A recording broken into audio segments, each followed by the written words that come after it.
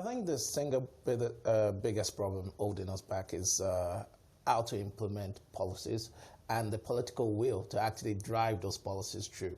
So the government, most of the time, or most previous governments and current governments have always had good ideas. The key issue is political will, because there's no point talking about all the infrastructural problems. We have so many. But you must have political will to actually drive it to it. Simple things like the ease of doing business today is, how do I get my goods out of the port? It's still costing a fortune, and goods are getting congested at the port. So those are you must have political will to drive the things that you're actually proposing and actually make them positive, okay, and so have positive impact also. So policy on one hand, then political will on the other hand. But then how much more consultations are we seeing between the government and the private sector players? There are consultations. If you look at it, the economic group, which is also headed by the vice president, which includes the manufacturing head, the president of MAN is part of it. There's so many consultations. The question is not about consultation or discussions. We need to stop talking and acting. So that's the difference now, is that if we want to get this GDP to grow beyond we've moved from 6% to 9%, now we're talking about 30%. 30% is a very big jump now, but it's possible if we move away from discussion to practicalities of actually implementations of all the discussions that have been had. There's so much discussions. We can list a whole list of them that would impact the economic today, even on research and development that has been done, on even simple things like the ease of doing business, 3, 5, they're there to actually improve the manufacturing sector. There are even some policies in terms of from the fiscal and monetary also side, where there are intervention funds that are there. The key question is it happening, and how quickly? Okay, you mentioned intervention funds, because I'd like to get in there. We've seen quite a number in different sectors, come and play.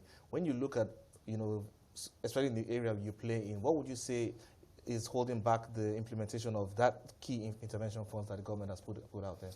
How to access the funds, yeah. The RSSF fund, I don't think the issue is how to access it. For some that have applied, including companies like ours that has applied for the RSSF fund, it is actually being applied for. It is today being approved. The question is disbursement. There has been a bit of I'll say, a slow response to disbursement, or even releasing this disbursement yet from the CBN side. And we are still not understanding why. For the manufacturers that they've told to come and they've approved, and up to today, the disbursement under that RSSF fund, it's very minimal, it's insignificant, it's not making any impact. So what we actually heard was it's a liquidity issue, it's a political issue in terms of the election, and now the election is over. We need to drive the economy, and this type of fund is a fantastic, laudable idea. This is what we say.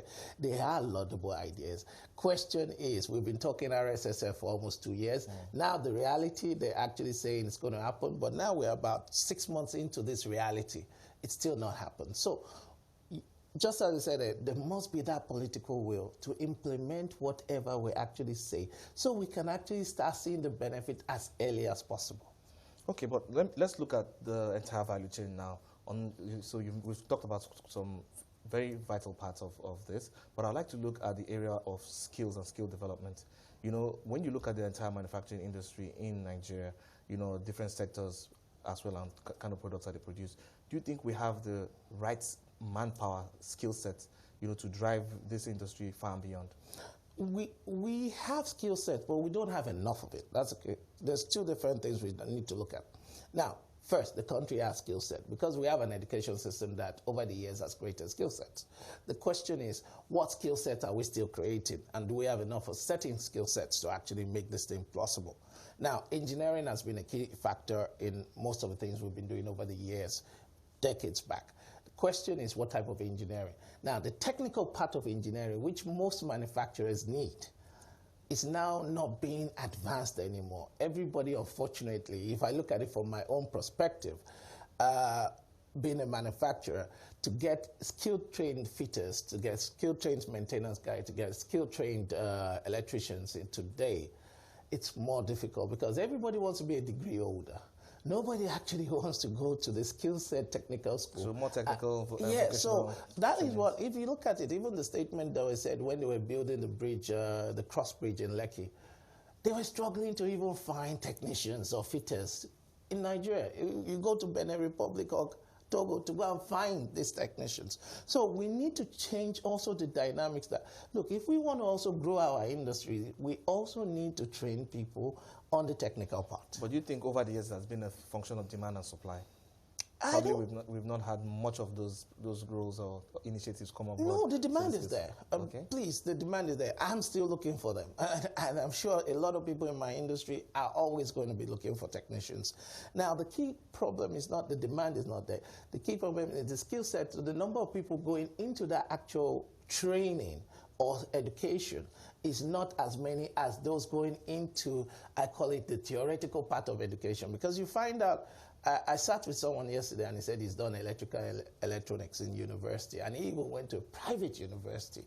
And I asked him, how practical was your 4 years? He said, sincerely, it was more theoretical than practical. So if all this guy learned was the technicalities of it in theory and no practicality, how does he know what to do with it?